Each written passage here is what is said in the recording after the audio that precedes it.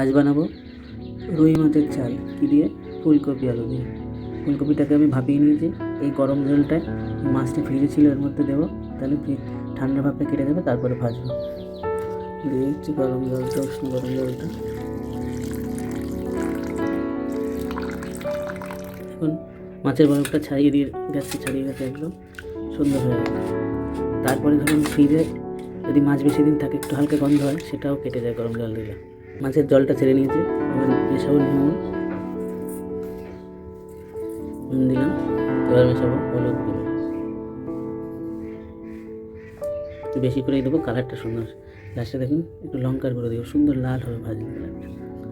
সুন্দর করে মিশিয়ে নিচ্ছি।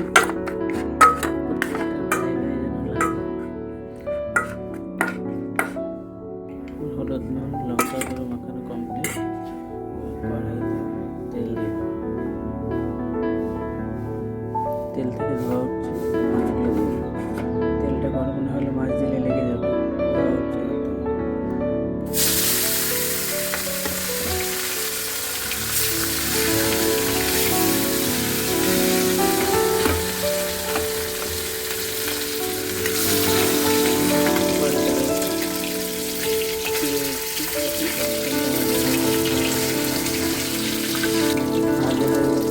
দুপাশে ভালো মতো তুলে দেবো।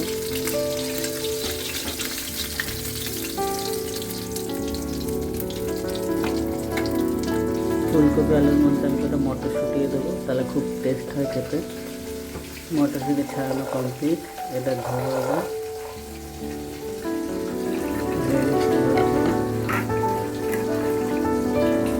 আদা, ব্যবহার করবো।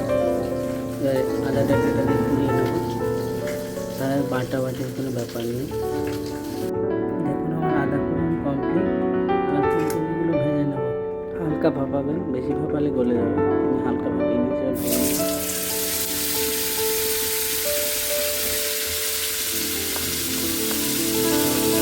ফুলকপিগুলো ভাজা কমপ্লিট। আমি একটু তুলে খেয়ে আমি কিন্তু খাবো না, সেই তরকারি করবো, করে তুলে রাখবো। এবার ফুলকপিগুলো তুলে নিয়েছি। এবার যে তেলটা পড়ে আছে ওর মধ্যে জিরে আর গরম মশলা দেবো।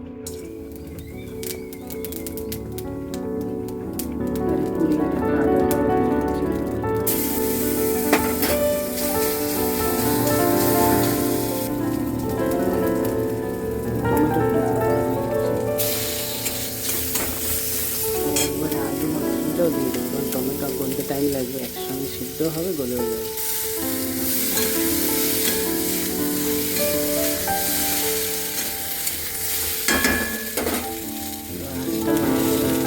দিয়ে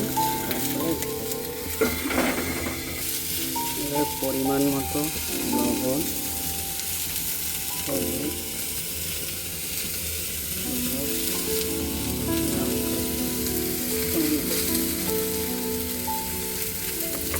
এবার লবণগুলো গলতে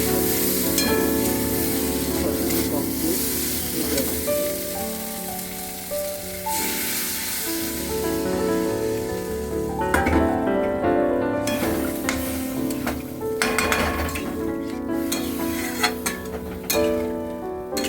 ফুটতে উঠতে থাকুক, টক করে ফুটতে শুরু করেছে।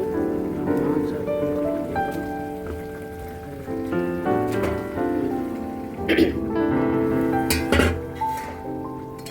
ভালো করে মিশিয়ে দিয়ে ঢাকা চাপা দিয়ে দেবো, একটু ভালো করে সিদ্ধ হোক। এবার ঢাকনাটা তুলবো, দেখা যাক কেমন হয়েছে। দারুণ কালার এসেছে, দেখি সিদ্ধ হয়েছে কিনা। ভালো করে সুসিদ্ধ হয়ে গেছে। এই ভাজা জিরের গুঁড়োটা উপর থেকে